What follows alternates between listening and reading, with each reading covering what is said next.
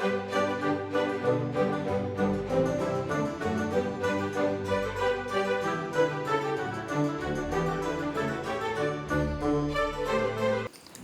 வணக்கம். எல்லாரும் எப்படி இருக்கீங்க? ரொம்ப நாள் கழிச்சு வீடியோவில் வர மாதிரி இருக்குது. ஆமாம். ஹலோ ஃப்ரெண்ட்ஸ், எல்லோரும் எப்படி இருக்கீங்க? இன்றைக்கி நம்ம வீடியோவில் வந்து பார்த்திங்கன்னா ஒரு லஞ்ச் காம்போ மாதிரி தான் ஒரு ரெசிபீஸ் வந்து பார்க்க போகிறோம். கொஞ்சம் டிஃப்ரெண்ட்டாக தான் இருக்கும். கண்டிப்பாக உங்களுக்கு பிடிக்கக்கூடிய வகையில் ரெசிபீஸ்லாம் இருக்கும். என்ன ஆச்சுன்னு பார்த்தீங்கன்னா, நாங்கள் இப்போ 2வது முறை நாங்கள் வந்து வீடியோ வந்து எடுத்துகிட்டு இருக்கோம். ஒரு சின்ன ஒரு மிஸ்டேக் ஆகிடுச்சு. ஆமாம். இந்த மைக் இருக்குது பார்த்தீங்களா, இதோட கேமராவில் வந்து கனெக்ட் பண்ணும்போது ஒரு ஒயர் கனெக்ட் பண்ணுவோம். அந்த கனெக்டிங் ஒயர் பார்த்தீங்கன்னா ஃபோனுக்குன்னு ஒன்று இருக்குது, கேமராக்குன்னு ஒன்று இருக்குது. நான் வந்து ஃபோனுக்கு உண்டான ஒயரை வந்து கனெக்ட் பண்ணிட்டேன் தெரியாமல். ஏன்னா ரொம்ப நாள் கழிச்சு நான் வந்து வீடியோ எடுக்கிறேன். சொல்லப்போனால் அதான் கரெக்ட். இந்த ஒயர் வாங்கி நீங்கள் இன்னும் யூஸ் பண்ணல, வீடியோ எடுக்கல? இல்லை, ஃபோனில் எடுத்திருக்கேன். அதான் கேமராவில் யூஸ் பண்ணதில்லை. 2 ஒயரும் ஒன்றா இருந்ததுனால ஆகி, ஏன்னா பக்கத்துல இருந்துச்சு. நான் டக்குன்னு எடுத்துகிட்டு வந்து வீடியோ எடுக்கணும், பிரியா வந்து அவசரம் சொன்னனால எடுத்துகிட்டு வந்து போட்டேன். அதனால் கொஞ்சம் மிஸ்டேக் ஆகிடுச்சு. அதனால் இப்போ தான் வந்து கனெக்ட் பண்ணி நாங்கள் 2வது முறையாக எடுக்கிறோம்.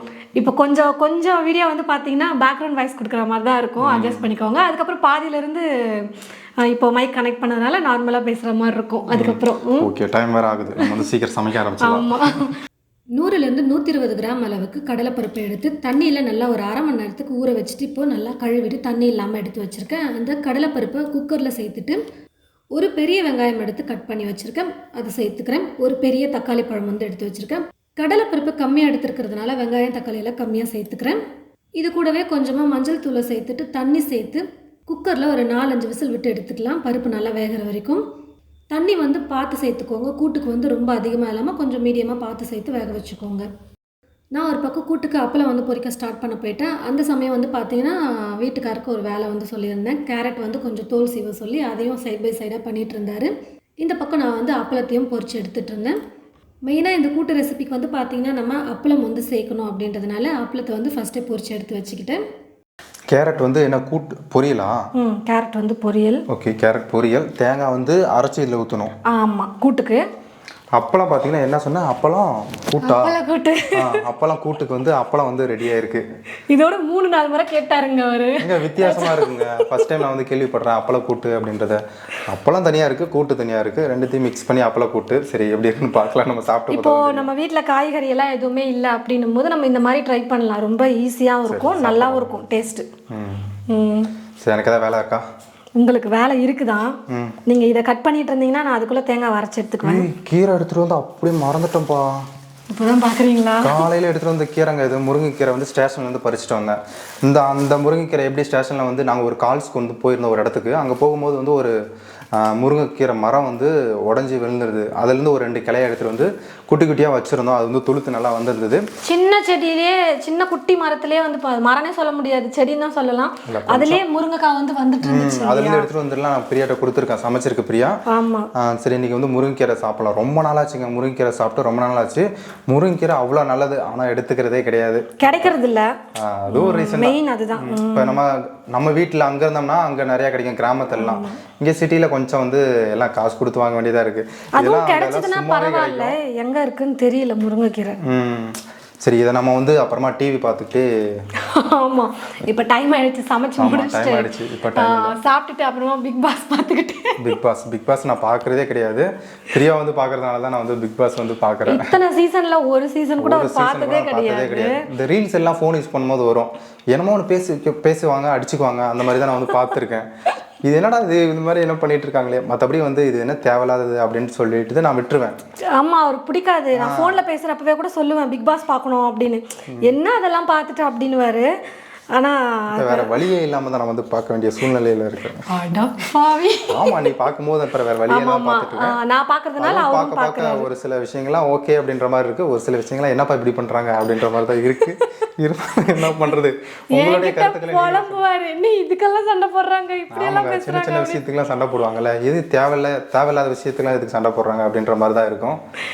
நீங்கள் பிக் பாஸை பற்றி என்ன நினைக்கிறீங்க அப்படின்றத மறக்காமல் கமெண்ட்டில் சொல்லுங்கள். பார்ப்பீங்களா இல்லை எங்கள் வீட்டுக்கார மாதிரி பார்க்காம இப்போது விதியே இல்லாமல் பார்த்துட்ருக்கீங்களான்றது சொல்லுங்கள். கேரட் வந்து இப்போ நான் டைம் ஆகுது அப்படின்றதுனால கொஞ்சம் வேக வச்சுட்டு அதுக்கப்புறமா கேரட் வந்து பொரியல் பண்ண போகிறேன். நம்ம தண்ணியில் ஸ்ட்ரைட்டாக போட்டு வேக வைக்கிறத விட இந்த மாதிரி நம்ம வேக வைக்கிறது கொஞ்சம் நல்லது. அதனால் நான் வந்து இப்போது வேக வச்சு எடுத்துக்கிறேன். இந்த மாதிரி இப்போ வந்து பார்த்தீங்கன்னா நம்ம குக்கரில் வச்சுருந்த அந்த கடலைப்பருப்பு வந்து நல்லாவே வெந்து வந்துருச்சு. சூப்பராக கூட்டுக்கு வந்து ரெடி ஆகிடுச்சு. நம்ம வந்து மத்து வச்சு கொஞ்சம் லைட்டாக மசிச்சிக்கலாம் அந்த வெங்காயம் தக்காளி மசிகிறதுக்கு. அப்படி இல்லைன்னா இப்படி சும்மா கரண்டி வச்சு லைட்டாக மசிச்சுக்கோங்க.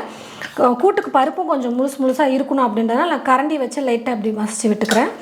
நம்ம அது கொஞ்சம் பொடியாக கட் பண்ணி சேர்த்துக்கிட்டோம்னா நல்லா வெந்துடும். அது வந்து நம்ம மசிக்க வேண்டிய அவசியமும் இல்லை.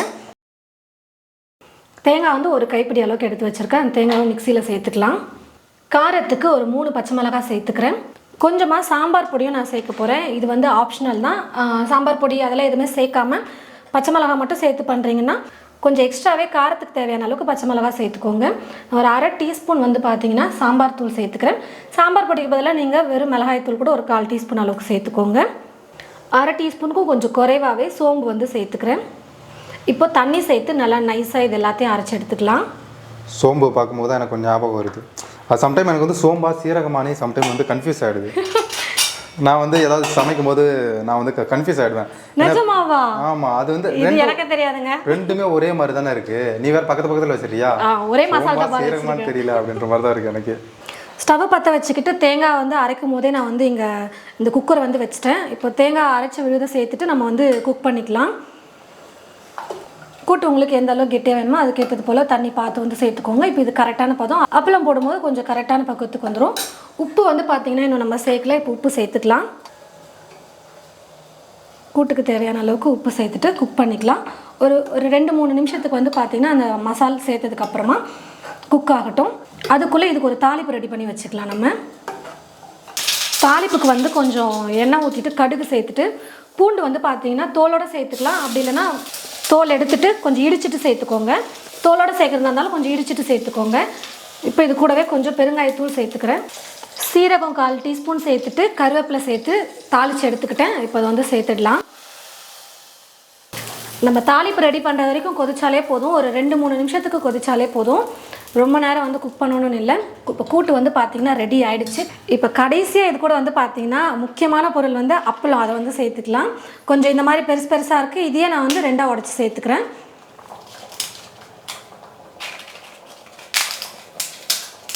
உங்களுக்கு எவ்வளோ பிடிச்சிருக்கோ அவ்வளோ நீங்கள் சேர்த்துக்கலாம்.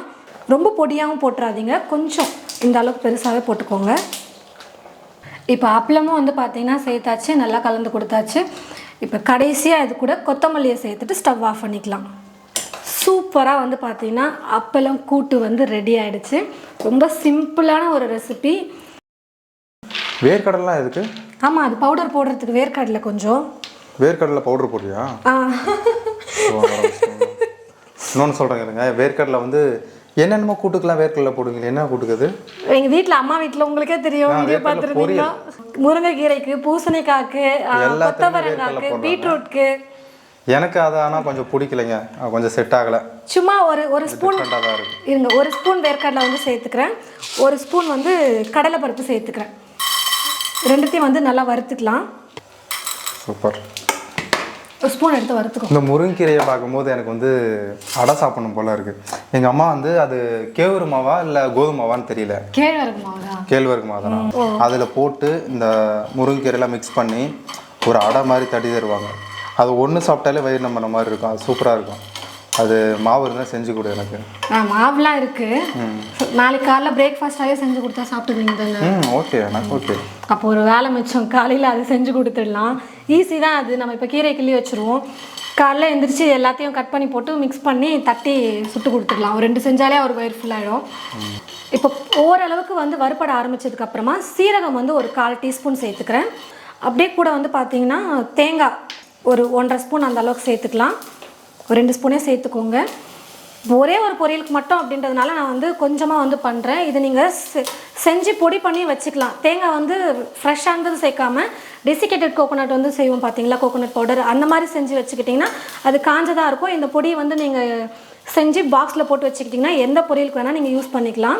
இது கூட இன்னும் நிறையா ஐயோ மன்னிச்சிருங்க. இது கூட இன்னும் நிறையாலாம் சேர்க்கலாம். எள்ளு அந்த மாதிரிலாம் சேர்க்கலாம். நான் வந்து இப்போ அதெல்லாம் எதுவும் சேர்க்கல. டக்குன்னு சிம்பிளாக முடிச்சிட்டேன். இப்போ எல்லாமே வறுபட்டு வந்துருச்சு, எடுத்துக்கலாம். நீ வறுக்கறல அதிலிருந்து வர இதுதான் எனக்கு மூக்குல ஏறு.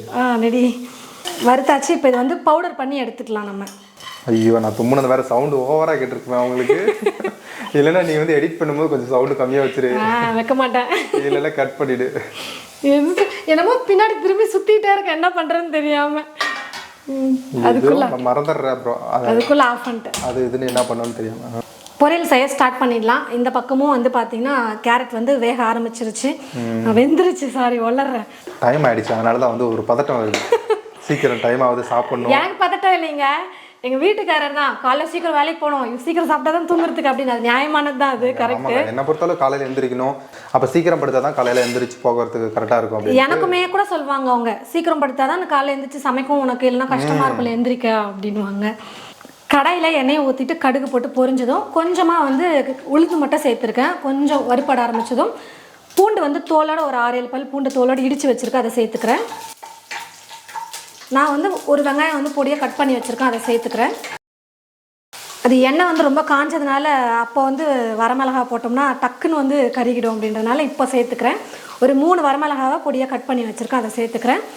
நம்ம எவ்வளோ கேரட் எடுக்கிறோமோ அதுக்கேற்றது போல் மிளகா வந்து சேர்த்துக்கலாம், காரத்துக்கு தேவையான அளவுக்கு.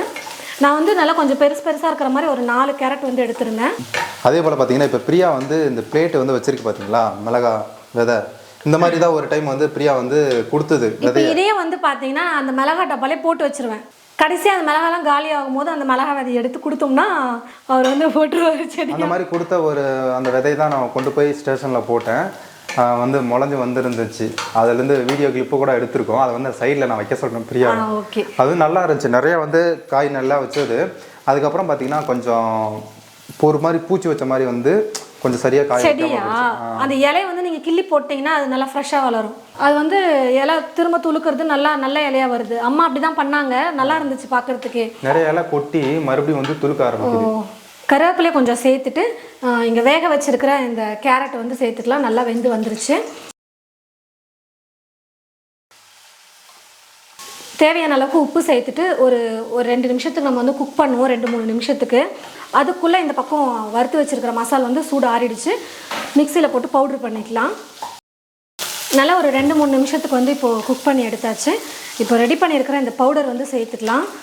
ரெண்டுமே ஒவ்வொரு ஸ்பூன் சேர்த்துக்கோங்க, அப்போ தான் வந்து நான் எடுத்துருக்கிற கேரட்டுக்கு வந்து அளவு கரெக்டாக இருக்கும். கொஞ்சம் மீதி இருந்துச்சுன்னா பவுடர் வந்து நம்ம போடும் போதே தெரியும், அந்த பொடி போடும் போது மீதி இருந்ததுன்னா எடுத்து ஒரு பாக்ஸில் போட்டு வச்சிட்டிங்கன்னா நெக்ஸ்ட் டைம் பொரியல் பண்ணும்போது யூஸ் பண்ணிக்கலாம். ஃப்ரிட்ஜில் வச்சிட்டிங்கன்னா நல்லாயிருக்கும். ரொம்ப பவுடராக அரைக்காமல் கொஞ்சம் கொரகொரப்பாக ரவை மாதிரி இருக்கிற மாதிரி அரைச்சிக்கோங்க. ஓகே, எல்லாத்தையும் மிக்ஸ் பண்ணியாச்சு. இப்போ நான் ஸ்டவ் ஆஃப் பண்ணிக்கிறேன்.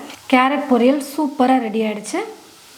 ரொம்பவே ஒரு சிம்பிளான நல்ல டேஸ்டியான ஒரு லன்ச் ரெசிபி வந்து பார்த்திங்கன்னா இப்போ நம்ம ரெடி பண்ணியிருக்கோம். அப்பளம் கூட்டு கண்டிப்பாக ரொம்ப டேஸ்ட்டாக இருக்கும், நீங்கள் ட்ரை பண்ணி பாருங்கள்.